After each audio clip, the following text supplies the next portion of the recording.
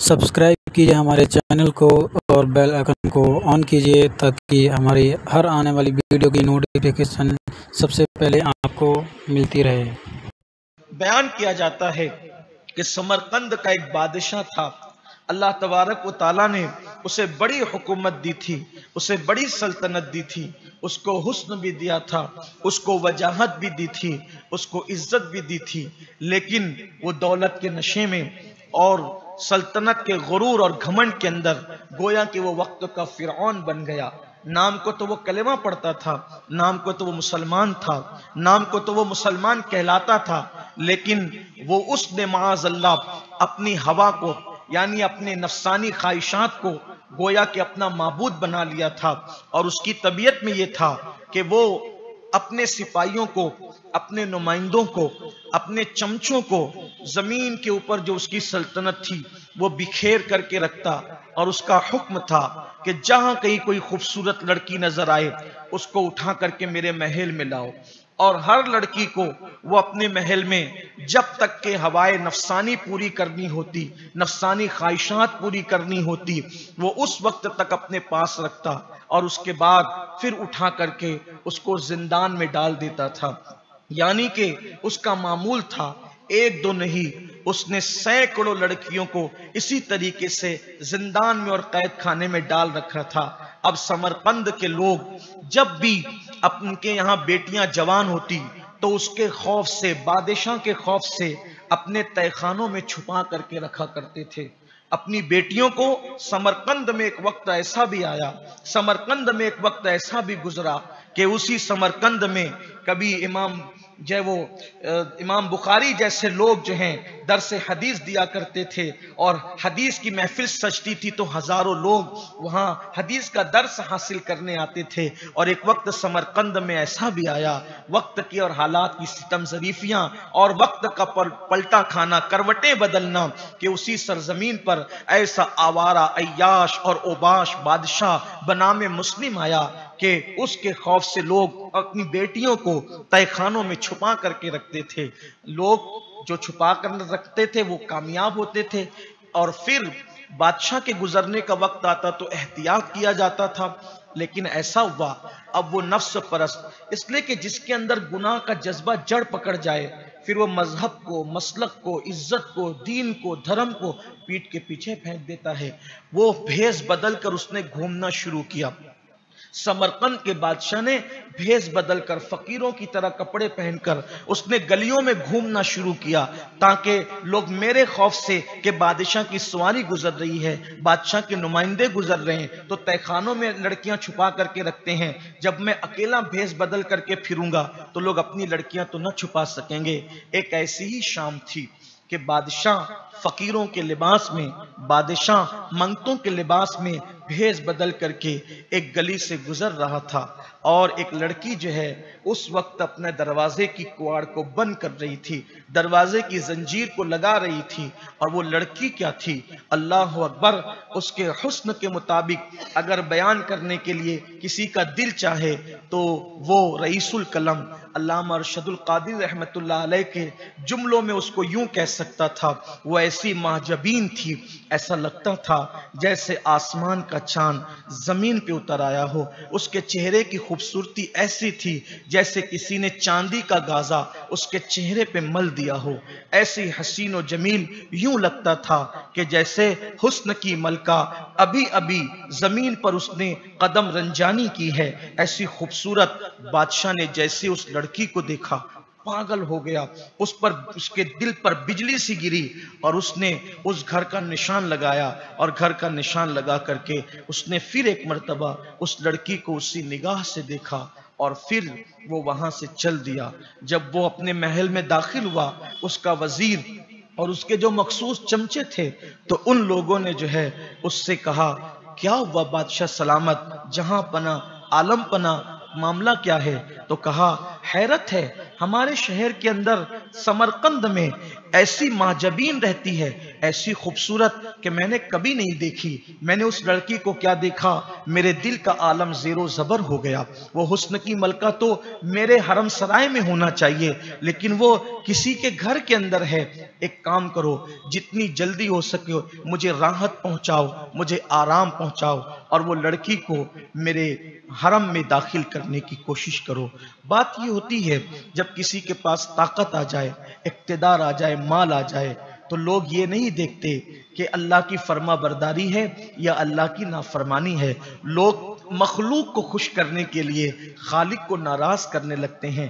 آپ نے دیکھا ہوگا بادشاہوں کی چاپلوسیاں ہوتی ہے، سیاستدانوں کی چاپلوسیاں ہوتی ہے، مالداروں کی چاپلوسیاں ہوتی ہے۔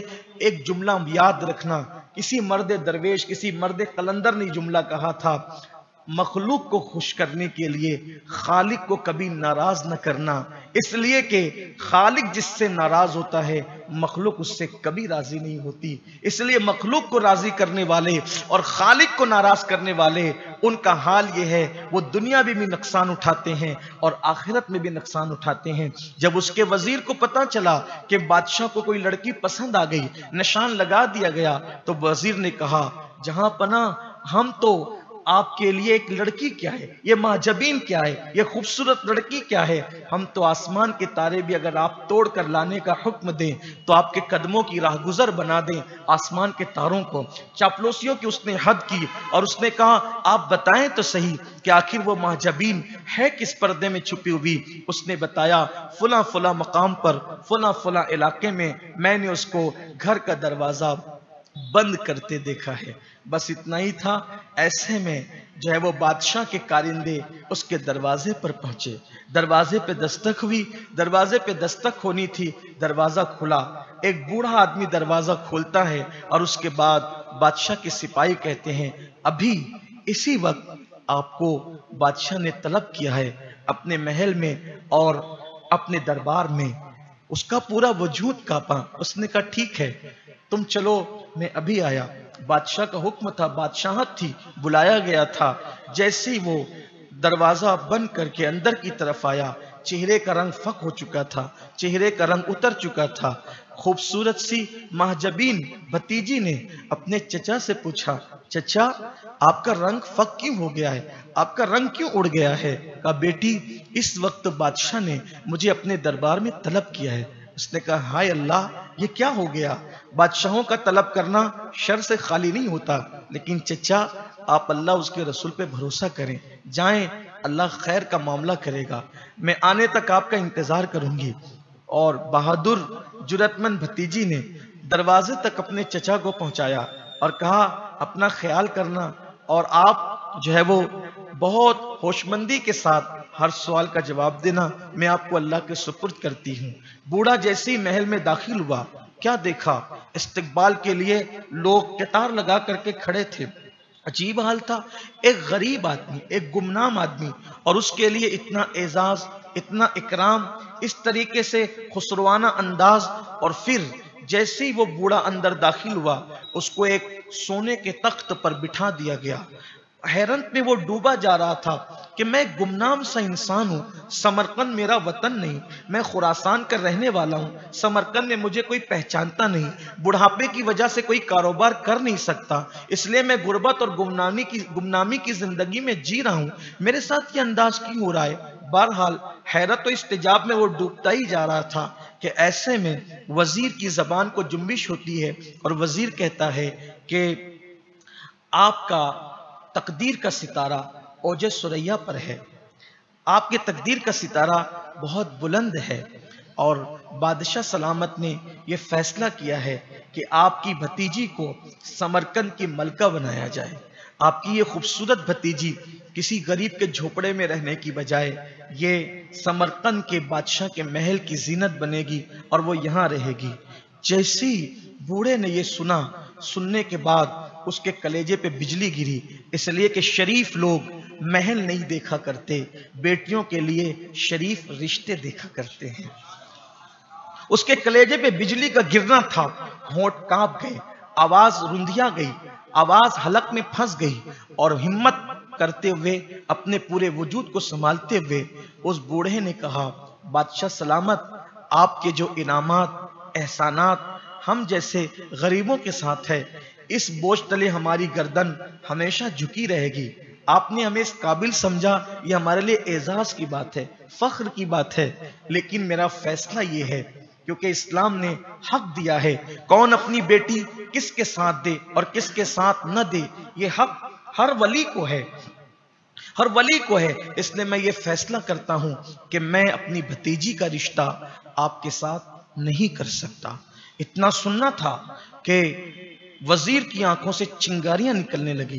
کہتے ہیں کہ چائے سے زیادہ پیالیاں گرم ہوتی ہے، اس کی آنکھوں سے چنگاریاں نکلنے لگی، بادشاہ کے ماتھے پہ شکن آ گیا۔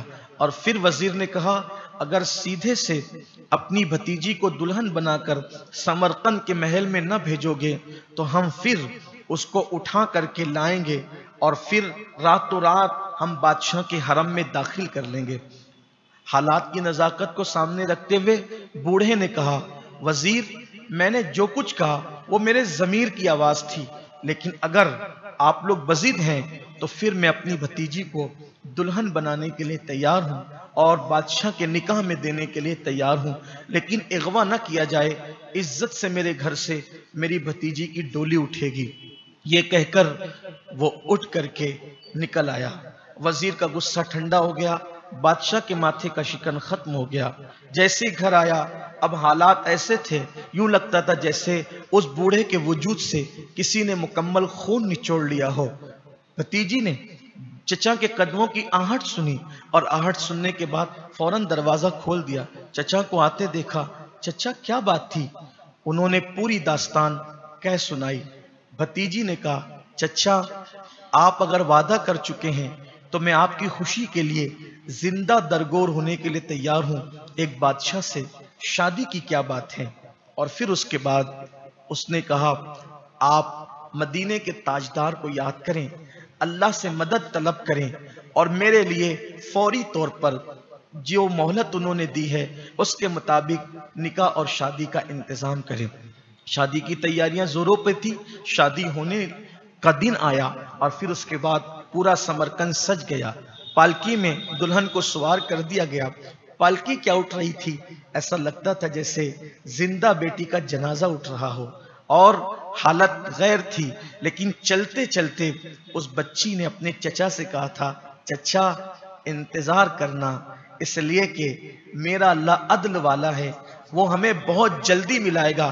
ظلم کا انجام بہت دن تک کے جو ہے وہ ظلم اپنے انتہا کو پہنچتا ہے اور اس کے بعد پھر وہ ختم ہو جاتا ہے۔ اتنے پرعزم لہجے میں وہ بیٹی اپنے چچا سے بات کر رہی تھی، بالآخر ڈولی وہاں پہنچ گئی۔ ڈولی کا پہنچنا تھا، پھر بادشاہ سرمستیوں میں مصروف ہو گیا اور پھر حالات یہ تھے، ایسا لگتا تھا کہ جیسے اللہ اکبر، اتنی خوبصورت وہ محجبین تھی۔ شادی کی پہلی رات میں جب حجرہ عروسی کے اندر اس خاتون کو، اس نوخیز لڑکی کو، دوشیزہ کو پیش کیا گیا، بادشاہ نے اپنا قیمتی تاج اتار کے اس کے سر پہ رکھا، ایسا لگتا تھا کہ جیسے بادشاہ کے محل میں کوئی چاند اتر آیا ہو، یوں لگتا تھا جیسے لالا کے پھول نے ابھی کسی تالاب کے اندر جو ہے وہ کھلنے کا ارادہ کیا ہو، یا یوں لگتا تھا جیسے چاندنی رات کے اندر اللہ اکبر کوئی گلاب کھلایا ہو۔ یہ کیفیت تھی، ایک عجیب حسن کا معاملہ تھا، ایک عجیب خوبصورتی کا معاملہ تھا۔ بادشاہ نے اس کو دلہن بنا کر کے رکھا، بڑی سرمستیاں کی، بڑے عیش کیے، بڑی عیاشیاں کی۔ وہ لڑکی خوش تو نہ تھی، اس لیے کہ اس کی خوشی سے وہ شادی نہیں ہوئی تھی، اس کی خوشی سے وہ نکاح نہیں ہوا تھا۔ وہ روزانہ راتوں کو روتی تھی، فریاد کرتی تھی۔ وجہ یہ تھی کہ وہ اپنے علم و یقین کے اعتبار سے ایک باپ کی یتیم بیٹی تھی، ماں بھی انتقال کر چکی تھی اور اس کے علم و یقین کے اعتبار سے اس کا باپ بھی انتقال کر چکا تھا، اور پھر وہ چچا کے ساتھ سمرقند میں رہتی تھی اور وہ روزانہ رو رو کر کے راتوں کو دعائیں کرتی تھی، اللہ نجات کی کوئی راہیں پیدا فرما، اللہ نجات کا کوئی انتظام فرما۔ ایسے میں 6 مہینے گزرنے کو آئے تھے، 6 مہینے گزرنے لگے تھے۔ بادشاہ کا حال یہ تھا کہ ایک لمحہ بھی اس کے بغیر نہیں رہتا، ہر وقت اسے ساتھ رکھتا، تخت پہ ساتھ بٹھاتا، اس کی ہر خواہش کا احترام کرتا، حالانکہ وہ کوئی خواہش کرتی بھی نہ تھی، اس لیے کہ وہ بجھی بجھی رہتی تھی، لیکن بادشاہ کا حال ایسے تھا جیسے بھورا کلیوں کے بغیر نہیں رہتا، جیسے تتلیاں باغوں کے بغیر نہیں رہتی، جیسے پھول کے بغیر خوشبو کا تصور نہیں ہوتا، جیسے مچھلی کو پانی کے بغیر نہیں رکھا جا سکتا تھا، یہی حال بادشاہ کا تھا۔ مثال دی جاتی تھی بادشاہ کتنا بیوی سے پیار کرتا ہے، محبت کرتا ہے، لیکن جیسے ہی 6 مہینے آئے اب وہ محبتیں، وہ سرمستیاں، وہ محبتوں کی انگڑائیاں، وہ محبتوں کا باغپن دھیرے دھیرے رخصت ہونے لگا۔ ایسا لگا جیسی چاندنی راتیں جو ہے وہ اللہ اکبر گہناتی جا رہی ہے، ایسا لگتا تھا جیسے سورج کی کرنوں کو کسی نے گہن کی طرف موڑ دیا ہے، ایسا لگتا تھا جیسے گلستان کی بہاروں کو کسی نے خزاں کی طرف موڑ دیا ہے۔ اب نہ وہ محبت ہے، نہ وہ پیار ہے، نہ وہ الفت ہے۔ ایک دن بات سامنے آئی، آج بادشاہ کچھ دن کے لیے شکار کے لیے روانہ ہوں گے۔ ایسے میں ایک کنیز آتی ہے اور آنے کے بعد اس 6 مہینے کی نئی نویلی دلہن کے سامنے ایک بات رکھتی ہے، بی بی جی میں دیکھتی ہوں کہ آپ راتوں کو عبادت کرتی ہے، آپ تہجد پڑھتی ہے، آپ دعائیں مانگتی ہے، روتے روتے آپ کے آنسو پوچھتے پوچھتے آپ کا آنچل بھیگ جاتا ہے، آپ کے تقوی، آپ کی پرہیزگاری اور آپ کی خدا رسیدی کی بنیاد پر پورا محل آپ کا معتقد ہو گیا ہے۔ ایک آپ کے اعتقاد کی بنیاد پر میں محل کا ایک راز سربستہ آپ پر کھولنا چاہتی ہوں۔ میں بادشاہ کی بڑی چہیتی کنیز ہوں اور یہ بات محل میں میرے سوا کسی کو نہیں پتا ہے۔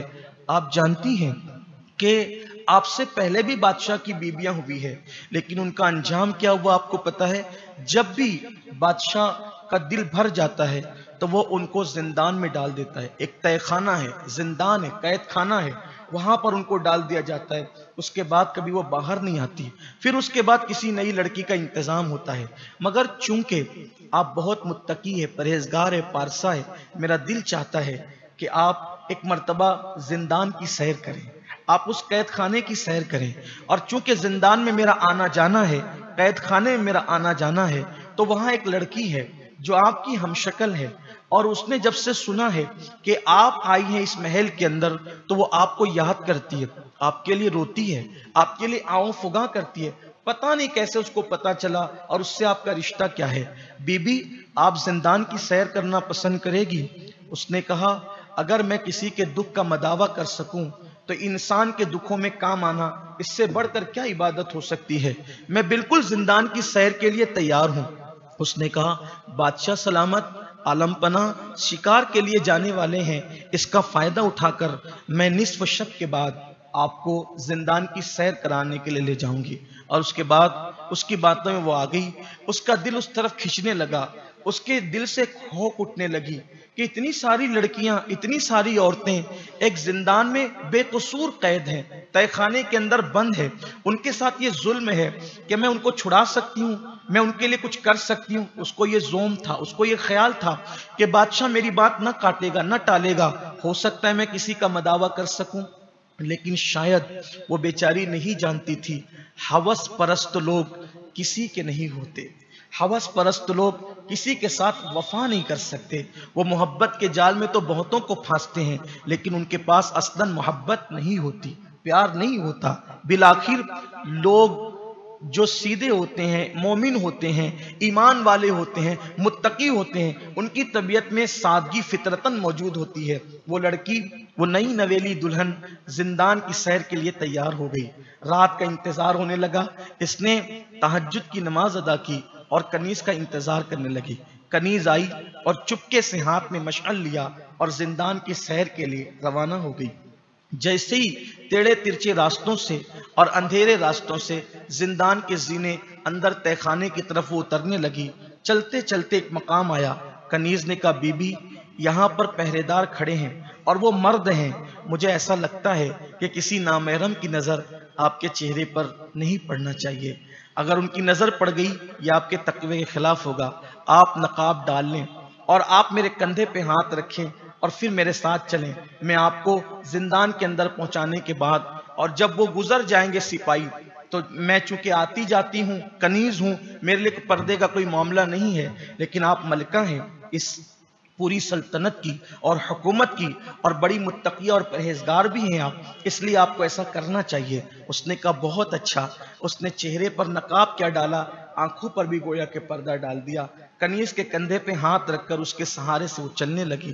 خدا معلوم وہ کہاں جا رہے تھے، کسے پتا تھا کہ وہ کس طرف سفر کر رہے تھے۔ بالآخر ایک دستک ہوئی اور اس کے بعد دروازہ کھلنے کی آواز آئی، اور پھر اس کے بعد اس نے زندان کے اندر قدم رکھا۔ قدم رکھنے کے بعد کہا بی بی اپنے چہرے سے نقاب ہٹا دے۔ اس نے چہرے سے نقاب ہٹایا، اندھیرا تھا، تاریکی تھی، مشعل جل رہی تھی، دور دور ایک ایک کمرے تھے، اور ایک لمبا سلسلہ تہ در تہ بنا ہوا تھا دریوں کے اعتبار سے۔ ایسے عالم کے اندر جیسی وہ اندر کی طرف داخل ہوئی، اندر کی طرف داخل ہونے کے بعد وہاں پر عورتیں بیٹھی ہوئی تھی، مغموم سوگواری کے عالم میں، رو رہی تھی، بلبلا رہی تھی، سسکیاں لے رہی تھی، کچھ اپنے انداز میں تھی، کیونکہ وہ قید خانہ تھا۔ اللہ کسی کو قید خانہ نہ دکھائے، اللہ کسی کو زندان نہ دکھائے۔ جیسے اس نے قدم رکھا، ایک ادھیڑ عمر کی عورت اٹھ کر کے کھڑی ہوئی، اس کے ساتھ دوسری عورتیں بھی جو بہت ساری اس زندان کے اندر موجود تھی، وہ سب کے سب اٹھ کر کے کھڑی ہوئی، اور کھڑی ہونے کے بعد انہوں نے کہا آپ کو محل میں آئے ہوئے کیا 6 مہینے ہو گئے؟ آپ کو محل میں آئے ہوئے 6 مہینے ہو گئے؟ تو اس ادھیڑ عمر کی عورت سے ملکہ نے پوچھا تمہیں کیسے پتا چلا کہ مجھے محل میں آئے 6 مہینے ہو گئے؟ کہا کہ جب کسی کو محل میں آئے 6 مہینے ہو جاتے ہیں تو اس وقت اس کو اس زندان میں لا کر کے ڈال دیا جاتا ہے۔ اس نے کہا مگر میں تو ملکہ ہوں، اور میں زندان کی سیر کے لیے آئی ہوں، اور میں تمہاری مدد کے لیے آئی ہوں، میں تمہاری بپتا سننے کے لیے آئی ہوں، میں تمہارے حالات جاننے کے لیے آئی ہوں، تاکہ میں تمہاری مدد کا انتظام کر سکوں۔ مجھے یہاں ایک کنیز نے لائی ہے، وہ میرے تقوی پر، میری پرہیزگاری پر بڑی عقیدت مند ہو گئی تھی۔ کہا وہ حرافہ، وہ ظالم سب کے ساتھ ایسے ہی کرتی ہے، اور سب کو اسی طرح ورگلا کے لاتی ہے، اور جیسے ہی وہ خاتون زندان میں قدم رکھتی ہے وہ غائب ہو جاتی ہے۔ بس جیسے یہ سنا کہ وہ غائب ہو جاتی ہے، اس نے پیچھے مڑ کر کے دیکھا، زندان کا دروازہ بند ہو چکا تھا، اور وہ کنیز بھی وہاں سے غائب ہو چکی تھی۔ انجام کی پرواہ کرتے ہوئے اس کی تو چیخ نکل گئی، اور اس نے سوچا کہ میرے ساتھ یہ ہوا، ملکہ بنا کر میرے ساتھ یہ ہوا، میں نے سوچا بھی نہیں تھا میرے ساتھ اتنا بڑا دھوکہ ہوا۔ اس نے چیخ ماری، زمین پہ گری، بے ہوش ہو گئی، اس کو ہوش نہ رہا، بے ہوش ہو گئی۔ زندان کی قیدی عورتوں نے اس کے چہرے پہ پانی چھڑکا، پانی چھڑکنے کے بعد اس سے کہا ملکہ بی بی جان نہ کھپاؤ، اب تمہارا مقدر یہی زندان ہے، تم سے پہلے ہمارے ساتھ بھی ایسا ہی تھا، دیکھو ہمارا حسن، ہماری خوبصورتی، ہماری رعنائیاں نچوڑ لی گئی اور لا کر کے زندان میں رکھ دیا گیا۔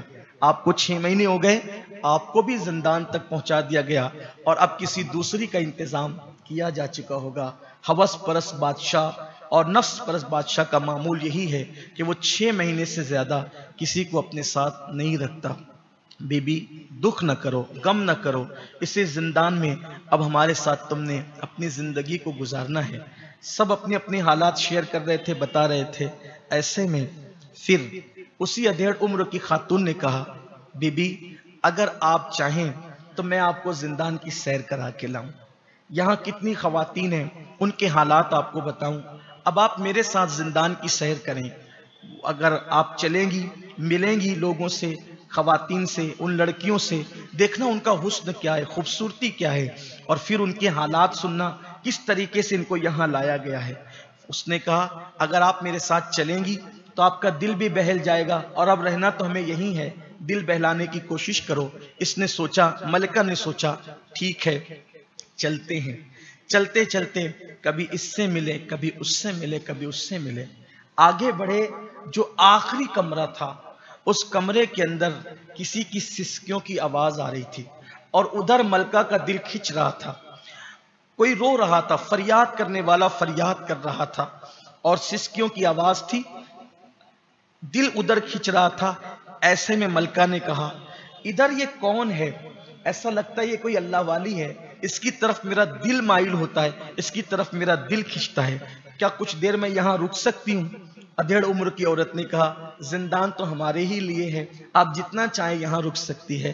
اور اس کے آنسو جب تھمے، اس لڑکی نے جب سجدے سے سر اٹھایا، آنکھیں چار ہوئی، دونوں کی آنکھیں چار ہوئی، اور جیسے ہی ایک دوسرے کو دیکھا، ایسے میں فوری طور پر ملکہ نے پکارا، غزالہ تم، غزالہ تم۔ یہ جملے سننے کے بعد اس نے کہا، بڑی آپا تم یہاں کیسے؟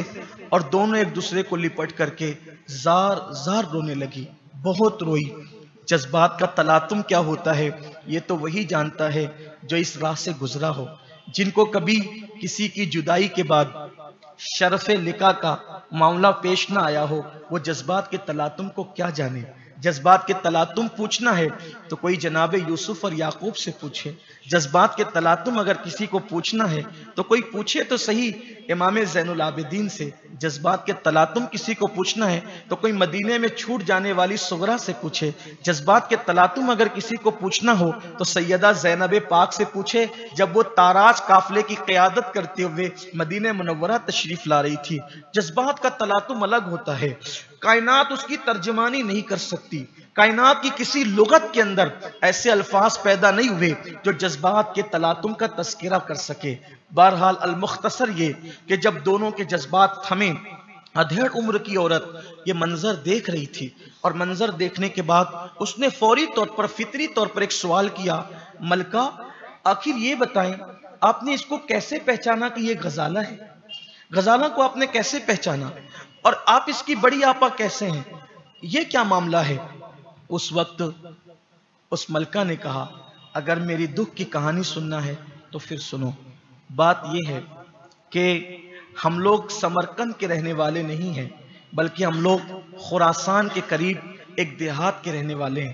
میرے باپ بہت بڑے سوداگر ہیں، بلکہ سوداگر تھے، بہت بڑے سوداگر، اور بڑے سوداگر ہونے کے ساتھ ساتھ وہ بہت بڑے عاشق رسول بھی تھے۔ ہم ان کی صرف دو ہی بیٹیاں تھیں، ان کی صرف دو بیٹیاں تھیں، غزالہ اور میں۔ اور میرے باپ کا حال یہ تھا کہ اکثر رات کا آخری پہر ان کا سسکیوں میں گزرتا تھا، رات کا وقت وہ مصلے پر گزارتے تھے۔ عشق رسول، عشق اہل بیت ہم نے اپنے ماں باپ سے سیکھا۔ میرے باپ کا حال یہ تھا کہ جب عشاء کی نماز کے بعد وہ مجھ سے اور غزالہ سے کہتے کہ قصیدہ بردہ پڑھو، ہم قصیدہ بردہ کا پہلا مصرع چھیڑتے اور ان کی آنکھوں سے آنسو جاری ہو جاتے، اور وہ سسکیاں لے لے کر ایسے روتے، ہمیں یوں لگتا کہ جیسے دشت و جبل کی ساری جو ہے وہ دوریاں ختم ہو چکی ہیں، مسافتیں ختم ہو چکی ہے، اور ہم مدینے کی سنہری جالیوں کے سامنے کھڑے ہیں۔ اور جب ہم دونوں بہنیں مل کے قصیدہ بردہ پڑھ لیتی اور ہمارے باپ کی داڑھی آنسوؤں سے تر ہو جاتی، قصیدے کے اختتام پر میرے والد کھڑے ہو جاتے اور مدینہ منورہ کی طرف رخ کر کے درود و سلام پڑھتے۔ وہ عجیب سا منظر ہوتا۔ ہمارے گھر میں عشق رسول کا یہ ماحول تھا۔ ظاہر سی بات ہے بڑے تاجر بھی تھے، ماں کے حوالے سے تو ہم دونوں بہنیں بچپن ہی میں یتیم ہو گئے تھے، لیکن باپ کی شفقتیں، باپ کا پیار، باپ کی تربیتیں، باپ نے عشق رسول اور عشق اہل بیت میں ہمیں ایسا رنگ دیا تھا کہ اب ہماری طبیعت بھی باپ کی طرح ڈھل گئی تھی۔ ایسے میں میرے والد کا ایک خواب تھا کہ اللہ نے مال و دولت دیا ہے، میں خراسان سے سفر کر کے حج کے لیے روانہ ہو جاؤں گا، حج کے بعد روضہ رسول کی حاضری کے لیے جاؤں گا، اور دل کی تمنا، دل کی کلیاں جو مرجھائے ہوئی ہے وہ کھل جائے گی۔ میرے والد کے حج کو جانے کا اعلان جیسی لوگوں کو پتا چلا، معتقدین، متوسلین، ماننے والوں کا تانتا بن گیا اور لوگ جانے کے لیے تیار ہو گئے۔ بالآخر حج کی تیاریاں شروع ہوئی اور وہ شام بھی آ گئی، آخری شام، جس کے بعد صبح کو قافلہ روانہ ہونا تھا۔ میرے والد اکثر کہتے تھے کہ میں غزالہ کی پیشانی میں وہ نور دیکھتا ہوں، مجھے ایسا لگتا ہے یہ بچی میرے لیے ذریعہ نجات ہے اور یہ اللہ والی بیٹی ہے میری۔ اکثر وہ غزالہ کی بڑی تعریف کرتے تھے، غزالہ سے بڑے مانوس تھے، غزالہ سے بڑی محبت تھی۔ حج کی روانگی کی شام آنے تک وہ تیاری تنہا کر رہے تھے حج کو جانے کے لیے، لیکن غزالہ نے آخری شام کو کہا، ابا میں بھی آپ کے ساتھ حج کو چلوں گی۔ بیٹی کی ضد کو وہ توڑ نہ سکے اور راتوں رات غزالہ کی بھی تیاری ہو گئی، اور پھر وہ صبح آئی کہ باپ اور بیٹی پورے قافلے کے ساتھ حج کے لیے روانہ ہو گئے۔ میں دور تک اس گرد و غبار کو دیکھتی رہی اور اس کے بعد پھر جو ہے میں روتی ہوئی اپنے گھر میں صبر کر کے بیٹھ گئی. چونکہ میں اکیلی تھی، میرے والد نے مجھے چچا کے سپرد کر دیا، میرے حج سے آنے تک تم اپنے چچا کے ساتھ رہنا. پھر یہی ہوا، اطلاعات آتی رہی، قافلہ آ رہا ہے، قافلہ آ رہا ہے، 8 دن میں قافلہ آئے گا، 6 دن میں قافلہ آئے گا. حتیٰ کہ قافلے کے آنے کی اطلاعات جب شروع ہوئی، میں نے گھر سجایا، اپنے باپ کی بیٹھک سجائی، اور میں گھڑیاں گنتی تھی میری غزالہ اور میرے والد کب آئیں گے اور میں ان کا استقبال کروں گی. بالآخر اطلاع ہوئی قافلہ کل آ رہا ہے، قافلہ صبح آ رہا ہے. اور ایسا ہی ہوا، جب قافلہ صبح کو خراسان کے علاقے میں اس دیہات میں داخل ہوا، سارے حاجی تو آ گئے، لیکن کسی نے آ کر مجھے اطلاع کی، اللہ تمہیں صبر عطا کرے، جب ہم حج سے واپس آ رہے تھے ڈاکوؤں نے تمہارے باپ کو اور غزالہ کو شہید کر دیا. سفر حج میں تمہارے والد اور تمہاری بہن شہید ہو گئی. اب حالات یہ تھے، ایسا لگا جیسے دل پر بجلی سی گری، لیکن صبر کے سوا چارہ کیا تھا؟ کچھ نہیں. ایسے میں پھر میں صبر کرتی رہی. میرے چچا بھائی کے انتقال کے بعد اتنے مایوس ہوئے کہ پھر وہ خراسان کو چھوڑ کر کے سمرقند آ گئے. اور جب سمرقند آ گئے، سمرقند آنے کے بعد میں اپنے چچا کے ساتھ رہنے لگی، اور چچا کے ساتھ رہنے کے بعد پھر اس محل میں آئی اور اس نے پھر پوری داستان بتائی، اور آج زندان میں ہوں. اس کے آگے کیا ہوا یہ تو میں نہیں جانتی، اس کے آگے کی بات تو غزالہ ہی بتا سکتی ہے، کیونکہ ہم تو غزالہ کو شہید اور مرحوم تصور، انتقال شدہ تصور کرتے ہیں. والد کی بھی شہادت ہم مانتے ہیں، لیکن غزالہ یہاں زندہ کیسے آئی اس کی خبر مجھے نہیں. بھیگی پلکوں سے آنسو پوچھتے ہوئے اپنے دوپٹے سے غزالہ نے کہا کہ اب اس بات کو یہی رہنے دے تو بہتر ہے. لیکن ایسے میں اس ادھیڑ عمر کی عورت نے اصرار کیا، غزالہ بتاؤ نا، تم تو مر چکی تھی، پھر تم زندان میں کیسے پہنچی؟ مرنے کے بعد کوئی زندان میں کیسے پہنچ سکتا ہے؟ سفر حج میں تمہارا انتقال ہوا. غزالہ نے بتایا، ہم سفر حج کر کے واپس آ رہے تھے، ایسے میں ہمارا قافلہ جنگلوں سے گزرتا ہوا، گھنے جنگلات سے گزرتا ہوا نکلا. جنگل کا سلسلہ اتنا دراز تھا کہ 3 دن تک مسلسل ڈاکوؤں کے خوف سے قافلہ چلتا رہا. بالآخر چلتے چلتے قافلہ تھک گیا، اور جب قافلہ تھک گیا تو پھر یہ فیصلہ ہوا اب ہم نے یہیں پر رک جانا ہے، آرام کرنا ہے. میرے والد کی عادت تھی کہ وہ حاجیوں کے ساتھ قیام نہیں کرتے تھے، اور لوگ بھی ان کے احترام اور ان کی بزرگی کی وجہ سے ان کے ساتھ قیام نہیں کرتے تھے.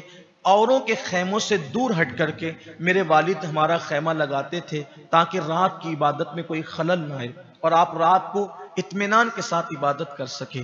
وہی رات تھی، رات کا آخری پہر تھا. میرے والد آنسوؤں سے اپنا منہ دھو رہے تھے، آہو بکا میں مصروف تھے، اور میں والد کے قریب سو رہی تھی. اچانک گھوڑوں کے ٹاپوں کی آواز آئی. میں ان ٹاپوں کی آواز سے بیدار ہوئی، اور پھر میں نے اچانک ایک آواز سنی، جلدی کرو یہ وہی خیمہ ہے.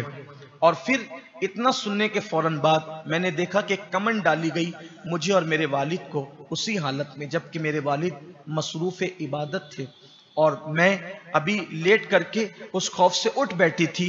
ہمیں سنبھلنے کا موقع بھی نہیں ملا اور کمندوں سے باندھ دیا گیا. باندھنے کے بعد ہمیں گھوڑے پر ڈال دیا گیا مشقیں کس کے، اور مشقیں کسنے کے بعد جب ہمیں گھوڑے پر ڈال دیا گیا تو میں نے محسوس کیا کہ جس گھوڑے پر میں بندھی ہوئی ہوں اسی گھوڑے پر میرے والد بھی بندھے ہوئے ہیں. تھوڑی دیر کے بعد مجھے محسوس ہوا اب میرے والد نہیں ہیں. رات بھر گھوڑا دوڑایا جاتا رہا، اور رات بھر وہ گھوڑے کو دوڑاتے رہے. ساتھ کچھ گھوڑے اور بھی تھے. صبح ہوتے ہوتے انہوں نے ایک چشمے کے پاس گھوڑا روکا.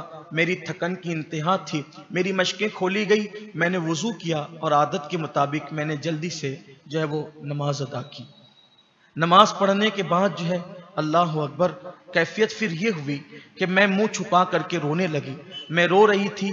ایسے میں کسی نے مجھے طنز کیا کہ تم روتی کیوں ہو؟ تمہیں رونے کی ضرورت نہیں، تمہارا مقدر اوج ثریا پر ہے، تمہارا مقدر اوج ثریا پر ہے.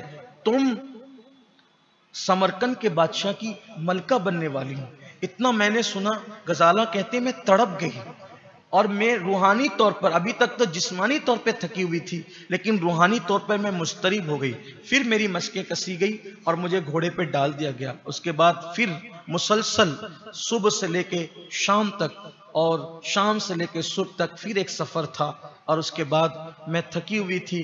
ایسے عالم میں پھر جو ہے میں اس گھوڑے پہ ویسے ڈال کر کے مجھے آگے کی طرف لے جایا گیا، سفر کرایا گیا۔ ساتھ ساتھ کچھ گھوڑے چلتے تھے جو سینہ تان کر کے اس کے سوار مجھے لے کر جا رہے تھے، آپس میں باتیں کرتے تھے۔ مجھے محسوس ہو گیا تھا کہ مجھے سمرقند لے جایا جا رہا ہے۔ جب سمرقند کے قریب میں پہنچی تو مجھے کہا گیا، اے لڑکی، پچھتانے کی بات نہیں ہے، تمہارا مقدر بہت عروج پر ہے، سوداگر کی بیٹی ایک بادشاہ کی ملکہ بننے والی ہے، تمہیں رونے کی کیا ضرورت ہے؟ لیکن ایسے میری عصمت، میری طہارت مجھے بے چین کر رہی تھی، حتیٰ کہ پھر وہ سفر ختم ہوا۔ سفر کیا ختم ہوا، ایک بڑی مصیبت کا آغاز ہوا۔ میں نے ایک بہت بڑا محل دیکھا، اور محل دیکھنے کے بعد پھر جو میری حالت یہ ہوئی کہ میں رونے لگی۔ پھر یہ ہوا کہ مجھے میرا گھوڑے کو کسی کے ہاتھ کر دیا گیا، اور پھر جب میں محل کے اندر داخل ہوئی تو میں نے دیکھا کہ چند کنیزوں نے مجھے اتارا، مجھے کھولا، اور کھولنے کے بعد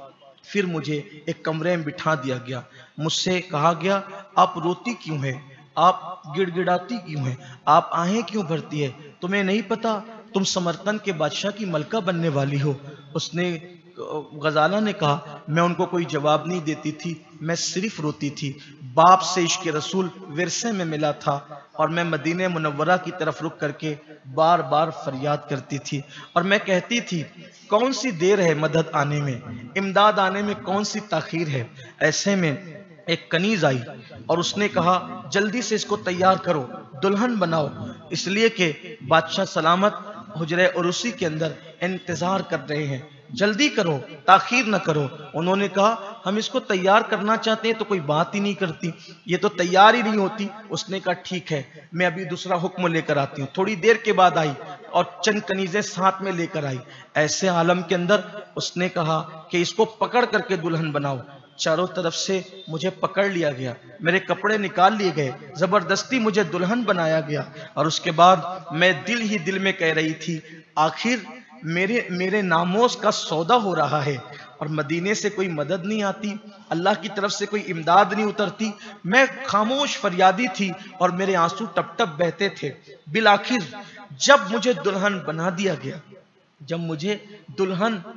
دیا گیا، ایسے عالم کے اندر میں چیخ پڑی، اور چیخنے کے بعد میری حالت یہ ہوئی کہ میں سوچ رہی تھی کہ کہیں ایسا تو نہیں کہ جو غیبی امداد کی داستان، ایک منزل آتی انسان کی زندگی میں، اللہ نہ کرے کسی کی زندگی میں آئے۔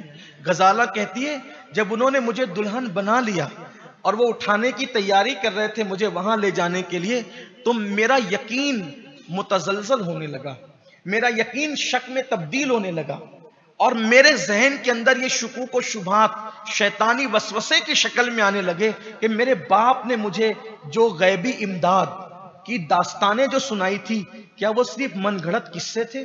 وہ من گھڑت کہانیاں تھی معاذ اللہ؟ کیا وہ جھوٹی باتیں تھی جو میرے والد نے مجھے سنائی تھی؟ یہ کہتے ہوئے میں رو رہی تھی، اور میں بار بار آسمان کی طرف دیکھتی تھی اور کہتی تھی کہ اس وقت تو میری مدد مدینے سے کیوں نہیں آتی؟ احکم الحاکمین کے محبوب کی طرف سے میری امداد کیوں نہیں ہوتی؟ کیوں نہیں آسمان سے مدد نازل ہوتی ہے؟ کیا غیبی امداد کی داستان ایسے فرضی ہوا کرتی ہے؟ میں یہی سوچ رہی تھی۔ ایسے میں میری چیخ نکلی اور میں بے ہوش ہوئی۔ مجھے ہوش آیا تو مجھے پتا چلا رہا سہاں سنگھار بھی میرا پورا کر دیا گیا تھا، اور اب مجھے اٹھا کر کے بادشاہ کے سامنے لے جانے کی تیاری پوری ہو گئی تھی۔ ایسے میں بے ساختہ میری زبان سے چیخ نکلی، یا رسول اللہ، فاطمہ کا واسطہ میری عزت بچا لیجئے۔ بس جیسی میری زبان سے یہ چیخ نکلنا تھی، یا رسول اللہ، فاطمہ کا واسطہ میری آبرو بچا لیجئے، ایسے میں کہ مجھے نہیں پتا چلا کہ کیا ہوا، اور محل کے اندر ایک ہنگامہ بپا ہوا۔ ہنگامہ کیا بپا ہوا؟ وہ کنیزوں نے مجھے چھوڑ دیا، میں جان نہ سکی کہ کیا ہوا۔ البتہ کسی نے آ کر کے اتنا کہا کہ بادشاہ سلامت دلہن کا انتظار کر رہے تھے، ایک کالے رنگ کے بچھو نے بادشاہ کو ڈس لیا ہے، اور بادشاہ ماہی بے آب کی طرح، یعنی جیسے بغیر پانی کے مچھلی تڑپتی ہے، ایسے تڑپ رہے ہیں، اس کو ابھی چھوڑو، جلدی سے طبیبوں کو بلاؤ اور علاج کا انتظام کرو۔ انہوں نے مجھے چھوڑ دیا۔ پورے محل کا نقشہ ہی بدل چکا تھا۔ ایک ہنگامہ آرائیاں تھی، ادھر ادھر دوڑ بھاگ تھی، لوگ مجھے بھول چکے تھے۔ ایسے میں دو کنیزیں بات کر رہی تھی کہ کالے رنگ کا بچھو بادشاہ کے محل میں کیسے آیا، اور حیرت تو یہ آیا کہاں سے اور ڈس کر کے کہاں غائب ہو گیا۔ بہت ڈھونڈا گیا لیکن وہ کسی کو ملا نہیں، اور رومی طبیب نے کہہ دیا ہے کہ بادشاہ گھنٹے 2 گھنٹے کا مہمان ہے، اب اس کے بعد بادشاہ بچے گا نہیں، بادشاہ مر جائے گا اور اس کو کوئی علاج نہیں کر سکتا۔ اس وقت تو غزالہ کہتی ہے پھر میرے یقین کی وہ متزلزل حالت پھر سے اپنے عروج کو پہنچنے لگی، اور میرا یقین معراج کی طرف جانے لگا۔ میں ایسا محسوس کر رہی تھی، میں نے وہیں پڑے پڑے سجدہ شکر ادا کیا، اور میں نے اللہ کی بارگاہ میں شکرانہ پیش کیا۔ ایسا لگتا تھا میری روح مچل مچل کر عرش اعظم پر جاتی اور بار بار لوٹ کر کے آتی ہے۔ یہ کیفیت میں اپنے اندر محسوس کر رہی تھی۔ میں نے اپنی آبرو کو بچنے کے لیے اور غیبی امداد آنے پر اللہ کا بے پناہ شکر ادا کیا۔ ایسے میں کئی دن گزرے بلکہ 6 مہینے گزر گئے۔ 6 مہینے کا عرصہ بیتا اور اتنے میں بادشاہ جو ہے صحت مند نہ ہو سکا۔ بالآخر میں نے 2 ایرانی کنیزوں کو یہ کہتے سنا ہے کہ ایران کے ہی طبیب نے ٹھیک کیا ہے، باقی سب تو ناکام ہو گئے تھے، اور بادشاہ سلامت جلد و غسل صحت کرنے والے ہیں۔ اور یہ بھی سنا ہے کہ بادشاہ غسل صحت کریں گے تو اسی رات کو غزالہ نام کی لڑکی بادشاہ کے ساتھ رات شباشی کے لیے پیش کی جائے گی۔ اتنا سننا تھا۔ غزالہ کہتی اپنی داستان سناتے ہوئے پھر میرا دکھ لوٹ آیا، میری تکلیف لوٹ آئی، میری پریشانی لوٹ آئی۔ البتہ پھر یہ ہوا میں پھر فریادی ہو گئی، میں پھر امداد کی طالب ہو گئی۔ ایسے میں پھر جب غسل صحت کا دن آیا، تیاریاں شروع ہو گئی۔ اب میری تکلیف بڑھتی جاتی، میرا کرب بڑھتا جاتا، میرا اضطراب بڑھتا جاتا، لیکن اب میں یقین کے اعتبار سے متزلزل نہیں تھی، اب میرا یقین پختہ ہو چکا تھا۔ مدینے کی امداد پر میرا یقین پہلے سے زیادہ مضبوط ہو چکا تھا۔ اللہ کی امداد پر، غیبی امداد پر مجھے یقین کامل ہو چکا تھا۔ میں پھر فریاد کر رہی تھی کہ اب کوئی سامان ہو جائے، اب کوئی مدد آ جائے، لیکن آج یہ تھا غسل صحت ہوا۔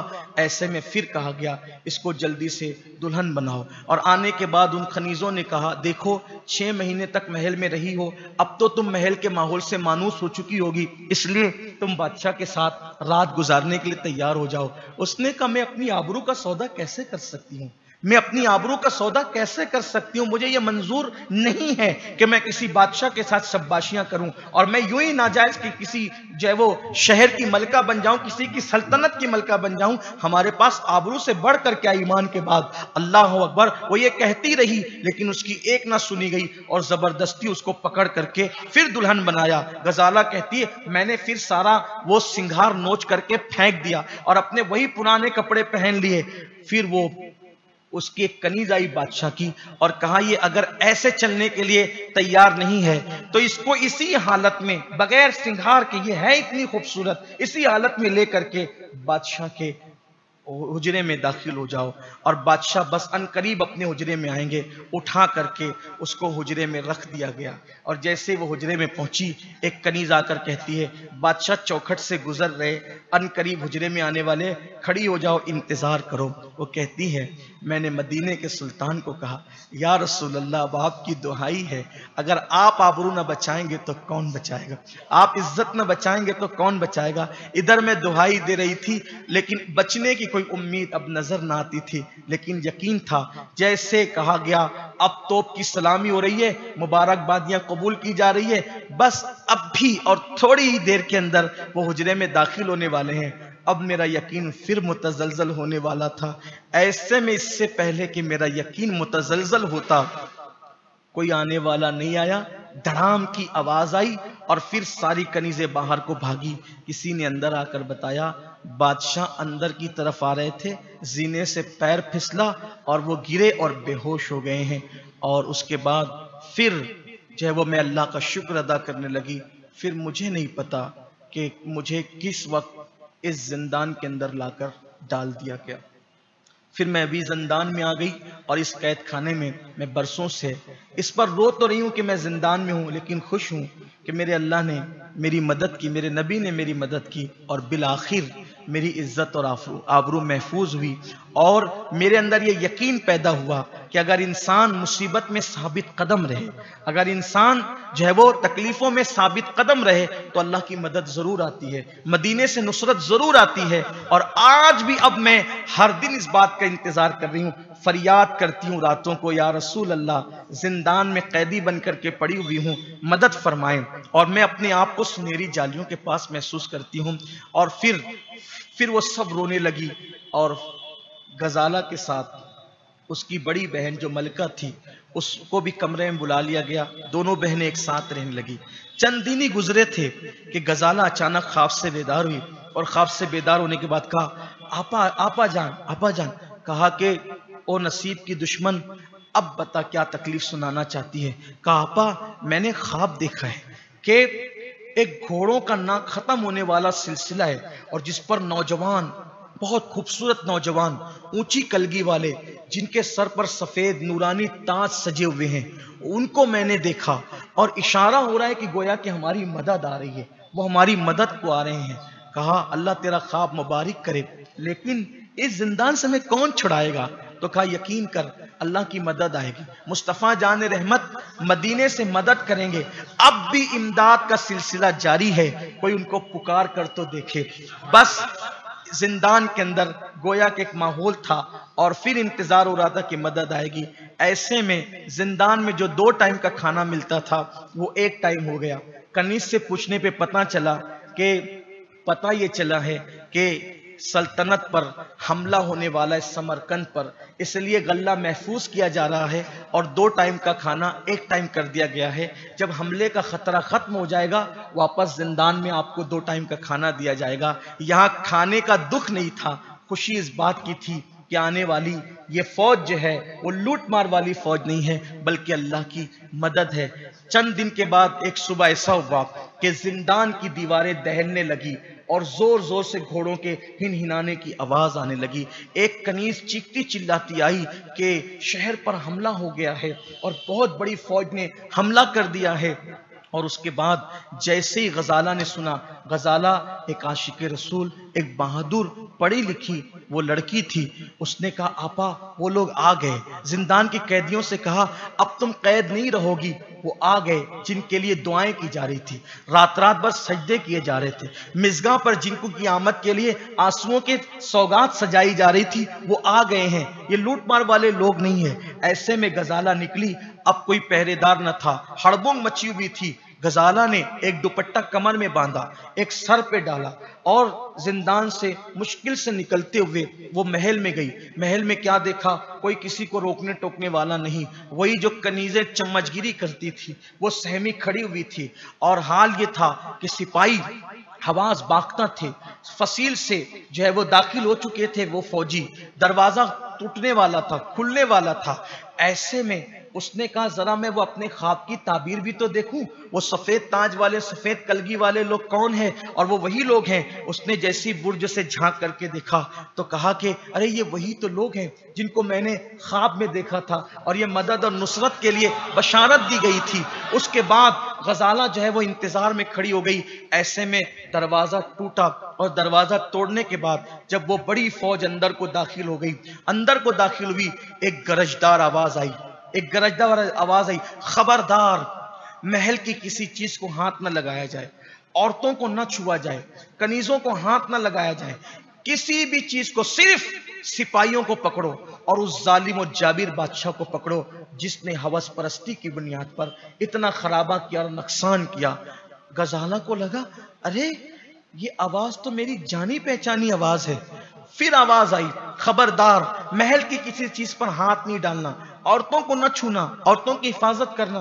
ارے آواز تو یہ میرے ابا کی آواز ہے، لیکن ابا تو انتقال کر چکے ہیں، ابا تو شہید ہو چکے ہیں۔ قرآن میں کہ شہیدوں کو زندگی ملتی ہے، لیکن ایسی بھی کوئی زندگی؟ جیسی وجود کو دیکھا تو سامنے باپ تھے، اس کے والد تھے، وہی خراسان کا سوداگر جس کی یہ بیٹی تھی وہی تھا۔ باپ کو دیکھا، چہرہ چھپا لیا، مغالطہ تو نہیں ہو رہا ہے، آواز مشابہ ہو سکتی ہے، انداز بھی، چلنا بھی، چہرہ بھی، یہ کیسے ہو سکتا ہے؟ ایسے میں اس کو فوراً خیال آیا، جب میری ماں کا انتقال ہو رہا تھا بڑی آپا اور ہم دونوں بچیاں تھی. ماں نے انتقال کے وقت اپنی یاقوت کی، چونکہ سوداگر تھے، یاقوت کی انگوٹھی اتار کر نشانی کے طور پہ اپنے شوہر کی کانی انگلی میں پہنا دیا تھا. تو ابا ہمیشہ اس کو کانی انگلی میں پہنے رہے تھے اور وہ یاقوت کی انگوٹھی تھی. تو یہ ابا ہی ہیں، وہ انگوٹھی تو دیکھ لوں، کیونکہ ابا تو ہمارے علم اور ایقان میں انتقال کر چکے ہیں، شہید ہو چکے ہیں، ڈاکو نے قتل کر چکے ہیں. تو جیسے ہی وہ انتظار کر رہی تھی کہ وہ انگوٹھی دیکھے، وہ گرجتے ہوئے گیا اور جب واپس پلٹ کر آیا وہ انگوٹھی چمکی. چمکنے کے بعد غزالہ نے آواز لگائی ابا. جیسی آواز لگائی اس نے سوداگر نے پلٹ کر کے بیٹی لپٹا کر کے دونوں ایک دوسرے سے روتے رہے اور اس کے بعد کہا کہ ابا آپ یہاں کیسے؟ آپ تو شہید ہو چکے تھے. کہا بیٹی میں شہید نہیں ہوا تھا، انتقال نہیں ہوا تھا، مجھے میرے نبی کی مدد نے بچایا. لیکن یہ داستان بہت طویل داستان ہے بیٹی، یہ داستان بتانے کا وقت نہیں. اس وقت میری دو ذمہ داریاں بڑی ہے. ایک تو یہ کہ تمہاری بڑی بہن کو تلاش کر لوں، اور دوسرا اس ظالم بادشاہ کو میں جب تک کیفر کردار تک نہ پہنچاؤں گا اس وقت تک میں چین سے نہیں بیٹھ سکتا. مجھ پر کھانا پانی حرام ہے، میں کچھ نہیں کھاؤں گا، کچھ نہیں پیوں گا جب تک اس ظالم بادشاہ کو کیفر کردار تک نہ پہنچاؤں. تم تو مل گئی ہو بیٹی غزالہ، تمہاری بڑی بہن کو بھی ڈھونڈنا ہے. غزالہ نے کہا ابا وہ زندان میں ہے، اور بھی ساری قیدی عورتیں ہیں، تم زندان کا راستہ جانتی ہو؟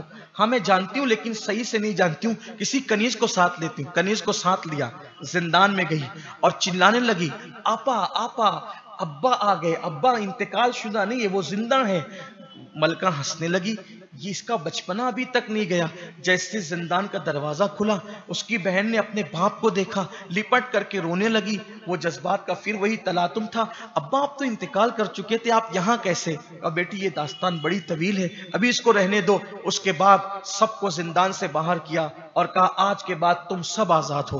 تم پر جو ظلم کیا گیا تھا، ظالم طاغوت جو ہے اس وقت کیفر کردار کو پہنچنے کو ہے، وہ قیدی بنایا جا چکا ہے. اس کے ہاتھوں میں ہتھکڑیاں ہیں، اس کے پیروں میں بیڑیاں ہیں، جاؤ تم سب آزاد ہو. اور پھر کہا سب غلام آزاد ہیں، سب کنیزیں آزاد ہیں سوائے ان کنیزوں کے جو بادشاہ کی چمچا گیری اور دلالی کرتی تھی. اور اس کے بعد پھر بادشاہ کو پکڑ لیا گیا.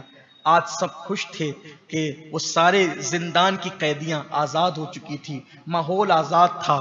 سمرقند کے لوگ جو ڈرے اور سہمے ہوئے تھے، جب اللہ اکبر دوسری صبح نمودار ہوئی تو اس وقت بادشاہ کو ہتھکڑیاں پہنا کر اور اس کے پیروں میں بیڑیاں ڈال کر، اس کے گلے میں توق ڈال کر کے اس کو لا کر کے کھڑا کیا گیا اور سب کو کہا گیا. پھر اس سوداگر نے اعلان کیا لوگوں حاضرین سنو، دیکھو ظلم کا انجام کیا ہے، نفس پرستی کا انجام کیا ہے، عورت پرستی کا انجام کیا ہے، حسن پرستی کا انجام کیا ہے، اللہ کے ساتھ بغاوت کرنے کا انجام کیا ہے، دولت کی وجہ سے غرور کرنے کا انجام کیا ہے. دیکھ لو اپنے طاغوت کو. اور اب تم پر اس نے ظلم کیا، تمہاری بیٹیوں کے ساتھ اس نے بلاکاریاں کی، تمہاری بیٹیوں کی آبروئیں لوٹی، بغیر نکاح کے اتنے لوگوں کو اپنے حرم میں رکھا اور ان کو زندان میں ڈالا، انہیں قیدی بنایا. حسن پرستی کے لیے اس نے لوگوں کی عزت کی، آبرو کی پرواہ نہیں کی. آج تم اس کے منہ پہ تھوکنا چاہو تو تھوکو تاکہ لوگ اس کی ذلت دیکھیں. سب نے بیک آواز کر کے کہا اے اللہ کے بندے، اے مرد درویش، اللہ نے تجھے اس کے لیے سزا بنا کر بھیجا، اتنا ہی کافی ہے، تم خود اس کے لیے سزا مقرر کرو. اس نے کہا، سوداگر نے کہا میں گوشہ نشین درویش ہوں، میرا کام جنگ و جدال نہیں، لیکن اللہ نے اس کام کے لیے مجھے منتخب کیا.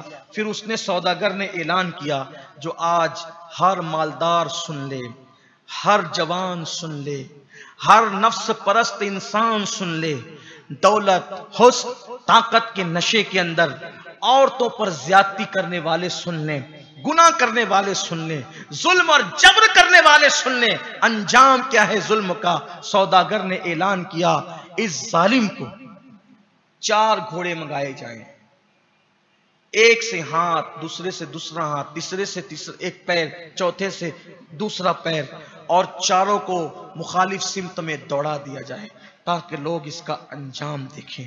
اور اس کے بعد پھر یہی ہوا، چاروں مخالف سمت میں دوڑا دیا گیا اور وہ ظالم و جابر بادشاہ اپنے انجام کو پہنچ گیا.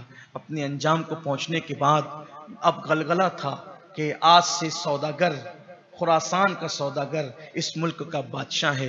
سوداگر نے کہا نہیں، میں بادشاہ نہیں ہوں، بادشاہ کوئی اور ہوگا۔ اس نے عشاء کی نماز پڑھی، وظائف سے فارغ ہوا۔ غزالہ نے کہا بابا آپ کو بتانا ہوگا آپ زندہ کیسے ہیں، آپ تو شہید ہو چکے تھے اور میرا وقت ختم ہو رہا ہے، اگر آپ اجازت دیں تو میں اس سوداگر کی داستان کو مکمل کر کے آج بیان مکمل کر لوں۔ غزالہ نے کہا بابا آپ بتائیں، سب سننا چاہتے ہیں، ٹائم ختم ہو رہا ہے لیکن سن لیں گے، کیونکہ پچھلی ہفتے بھی آ نہیں سکا تھا مالیگاؤں میں رہ کر علالت کی وجہ سے، اور پھر شاید اب سفر کی وجہ سے دیر سے ملاقات ہوگی، بات مکمل کر۔ غزالہ نے کہا بابا بتانا ہوگا، آپ شہید ہو چکے، انتقال کر چکے تھے، پھر آپ یہاں کیسے؟ اب سنیے ایمان اور یقین کی بات، مدینے والے مصطفیٰ کی امداد کی بات۔ اہل عقل کہتے رہے کہ وہ تو مر کے مٹی میں مل گئے، لیکن اہل عشق کو آج بھی ان کی مدد آ رہی ہے، اہل عشق کے سامنے امداد کے قافلے آج بھی اتر رہے ہیں، اہل یقین کو آج بھی ان کی خیرات مل رہی ہے، اہل یقین آج بھی ان سے امداد طلب کر کے اپنی مرادیں پا رہے ہیں، من مانی مرادیں پا رہے ہیں۔ اللہ اکبر۔ پھر غزالہ کا باپ سوداگر خراسان کا کہتا ہے بیٹی غزالہ جب ہمیں قیدی بنا لیا گیا اور پتہ نہیں وہ تمہیں کہاں لے کر کے گئے، اس سے تو میں ناواقف تھا، میں سمجھا میری غزالہ شہید ہو گئی، لیکن انہوں نے پھر مجھے لے گئے اور ایک بہت بڑے پہاڑ پر لے جانے کے بعد مجھے وہاں سے انہوں نے کھائی میں پھینک دیا۔ جب انہوں نے مجھے کھائی میں لڑکا دیا تو جیسی انہوں نے مجھے کھائی کی طرف کر کے دھکا دیا، میں نے کہا یا رسول اللہ حضور میری مدد فرمائیں، اس وقت آپ کی امداد کے سوا کسی کی امداد نہیں آ سکتی ہے۔ میرے امام کہتے ہیں واللہ وہ سن لیں گے فریاد کو پہنچیں گے، واللہ وہ سن لیں گے فریاد کو پہنچیں گے، اتنا تو ہو کوئی کہ آہ کرے دل سے، فریاد امتی جو کرے حال زار میں، ممکن نہیں کہ خیر بشر کو خبر نہ ہو۔ میں نے کہا یا رسول اللہ میری مدد فرمائیں، اور یہ کہہ کر میں نے انہی کے سہارے آنکھیں بند کر لی۔ اتنی گہری کھائی تھی کہ میں جو ہے کھائی میں گرتا رہا، لڑکتا رہا، اور کھائی تو اتنی گہری تھی کہ میرے جسم کو پاش پاش ہو جانا چاہیے، مگر گرتے گرتے میں نے ان کا نام لیا، ایسا لگا جیسے کسی نے مجھے اپنے دامن میں تھام لیا۔ تمہارا نام خدا کا لطف ہوا ہوگا دستگیر ضرور، جو گرتے گرتے تیرا نام لے لیا ہوگا، ایسا لگا جیسے کسی نے مجھے دامن میں تھام لیا، اور پھر ایسا یوں لگا جیسے کسی نے مجھے غار کے دہانے پر رکھ دیا۔ میں نے آنکھ کھولی، مجھے کوئی چوٹ نہیں تھی، میں غار کے دہانے پر تھا۔ میں جیسے غار کے دہانے پہ پہنچا، صبح پھوٹ رہی تھی، میں پانی نہیں تھا، میں نے تیمم کیا، تیمم کر کے نماز پڑھی، اور اس کے بعد پھر میں باہر اجالا ہونے کے بعد نکلا تو میں نے دیکھا کوئی نیچے سے اوپر جانے کی سبیل نہ تھی۔ میں گھومتا رہا، راستہ ڈھونڈتا رہا، اور صبح سے شام تک راستہ ڈھونڈتے ہوئے کوئی راستہ نہ تھا۔ پھر میں واپس غار میں آ گیا۔ میں نے غار میں رہ کر ایسی تنہائی میں عبادت کی کہ زندگی میں عبادت کا وہ مزہ نہیں آیا جو اس غار کے اندر آیا۔ 1 دن 2 دن 3 دن 1 مہینہ پورا اس غار میں گزرا۔ ہر رات بس ایک ہی فریاد تھی، اے خاصان رسول وقت دعا ہے۔ یہ کیفیت ہوتی ہے، اور یاد رکھنا جب دل سے پکارو تو ہی مدد آتی ہے۔ نکلنے کی کوئی امید نہ تھی، یہ 1 مہینہ گزر چکا تھا اسی غار میں، نہ پانی ہے نہ کھانا ہے، لیکن امداد اللہ اس کے رسول کی ہے۔ ایسے میں غزالہ کے والد کہتے ہیں خراسان کے وہ سوداگر بیٹی، ایک دن میں نے دیکھا کہ کچھ لوگ پہاڑ سے کمندے ڈال کے نیچے اتر رہے ہیں، کمند ڈال کر نیچے اتر رہے ہیں۔ میں نے انہیں سلام کیا، وہ مجھے آنکھ پھاڑ پھاڑ کے دیکھنے لگے، وہ مجھے آدم زاد نہیں سمجھتے تھے، وہ ڈر رہے تھے۔ جب وہ مجھ سے مانوس ہوئے، میں نے کہا تم یہاں کیوں آئے ہو؟ تو کہا کہ ہمیں پتہ چلا ہے کہ یہاں کے غار کے قریب میں ایسا تریاق موجود ہے کہ اگر منہ میں رکھ لیا جائے تو خطرناک سے خطرناک زہر ہلاہل بھی انسان کو نقصان نہیں پہنچا سکتا۔ اسی تریاق کی تلاش میں ہم یہاں آئے ہیں، اور ہمیں وہ مل گیا، پہچان کی انہوں نے، جلدی جلدی نکالا، اور پھر جب وہ مجھ سے مانوس ہو گئے، میں نے اپنی داستان ان کو بتائی، پوری داستان حج کی اور وہ پوری داستان، تو انہوں نے کہا ہم اوپر جائیں گے، تمہیں بھی لے کر کے جائیں گے۔ بالآخر وہ اوپر گئے اور پھر مجھے بھی کمنڈ کے ذریعے سے انہوں نے اوپر کھینچ لیا۔ میں اوپر گیا، بڑی خاطر و مدارت کی، اور پھر مجھے وہ بستی میں لے گئے۔ میں بستی میں کیا پہنچا، مجھے اطلاع ملی ایک قافلہ مدینہ منورہ جا رہا ہے۔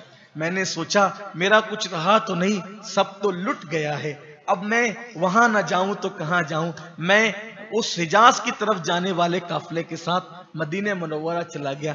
مدینہ طیبہ پہنچا اور سنہری جالیوں کے سامنے جب جیسے ہی پہنچتا، سلام پیش کرتا، غزالہ کی یاد آتی، میری غزالہ، اور پھوٹ پھوٹ کے رونے لگتا۔ کئی دن تک کے یہی حالات گزرے تھے، کئی دن تک۔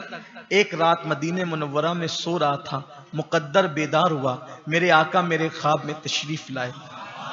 بس میری زبان پر غزالہ غزالہ اور غزالہ ہی تھی۔ حضور خواب میں تشریف لائے، آقا نے فرمایا جاؤ ترک میں، جاؤ ترکی میں، جاؤ ترکی کا بادشاہ قسطنطنیہ کے اندر تمہارا انتظار کر رہا ہے، مدینے سے نکلو اور فوراً وہاں جاؤ۔ ترکی کا بادشاہ قسطنطنیہ کے اندر آپ کا انتظار کر رہا ہے، جلدی سے مدینے سے وہاں جاؤ۔ میرا خواب سے بیدار ہوا، میرے اندر ایک طاقت تھی، قوت تھی۔